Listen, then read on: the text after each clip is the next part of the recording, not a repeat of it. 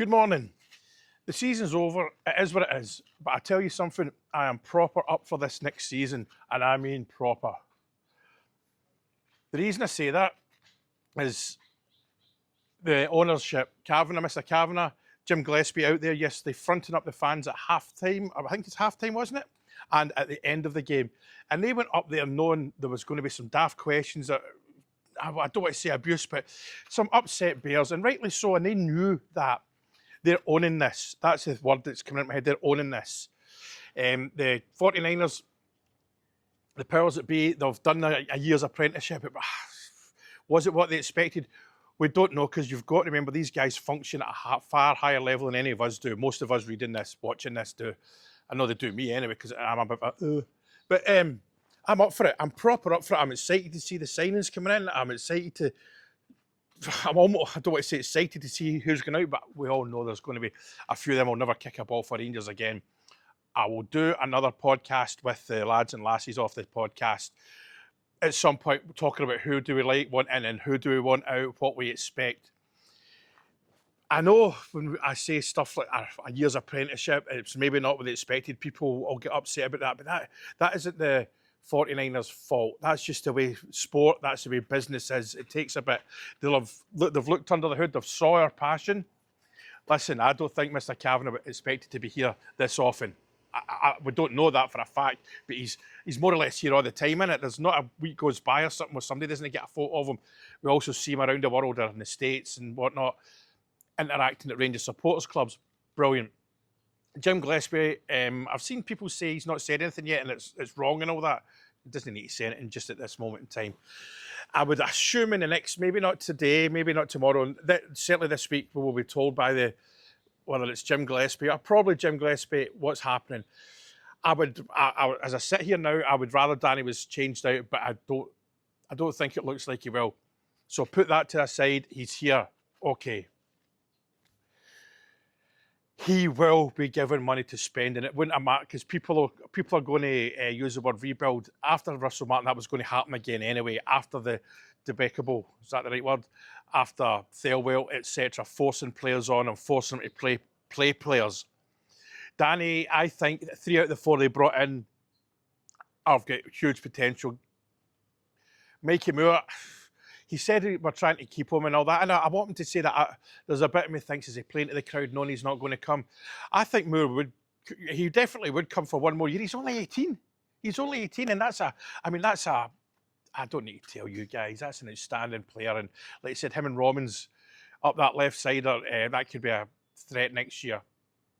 Do I think he'll come? Probably not. But, it's good of Danny to dangle it out there. It keeps interest. Not that there's going to be no interest for Rangers fans. But honestly, man, I'm sitting here proper buzzing for this closed season. I can't wait to see who we sign. I can't wait to sit and chat with you lot on a live podcast with the squad that I've got. But I hate saying that. The squad we have, I don't like saying we've got, we're all the same. Very knowledgeable people. And I would encourage any other podcast to use them. I know Alan's ventured out into into Heart and Hand. Alan's brilliant. And all of them, get Stacey, Mad Ali, all John, get them all on your podcast. So the World Cup's coming up in a couple of, 4 weeks' time, 3 weeks' time, 4 weeks' time. So we've got that, and I will be doing on the Tartan Bears. I'll be talking a lot about the Scotland team. And it's all, I want to...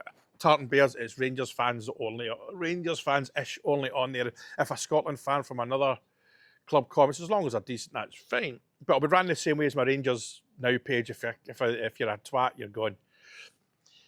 It's been a disappointing season. It's a roller coaster season. It's weird. Are we a better place than we were 12 months ago? Ask yourself that, and absolutely we are. Again, I say it every day, more or less. It's the ownership.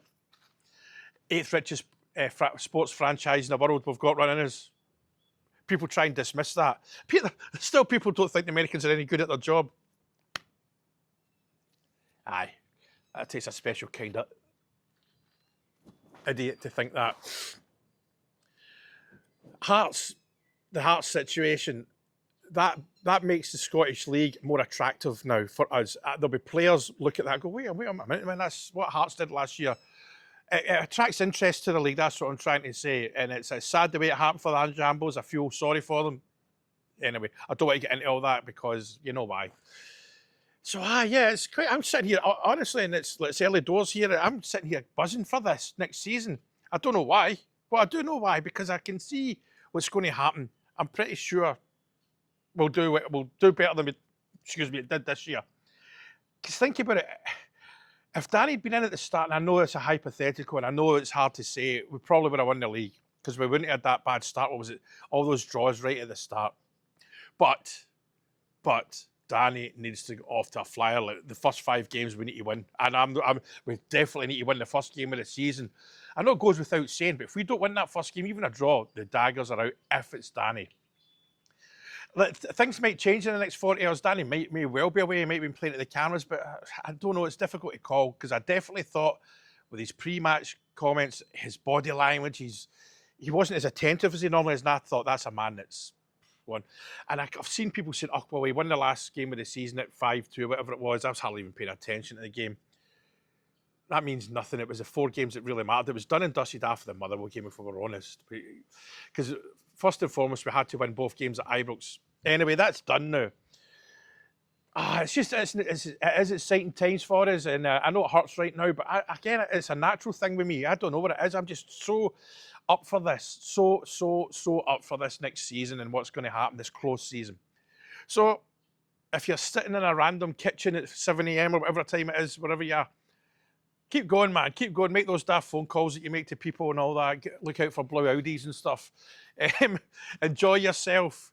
And remember, there's no bigger and better fan base in the world than us. Cheers.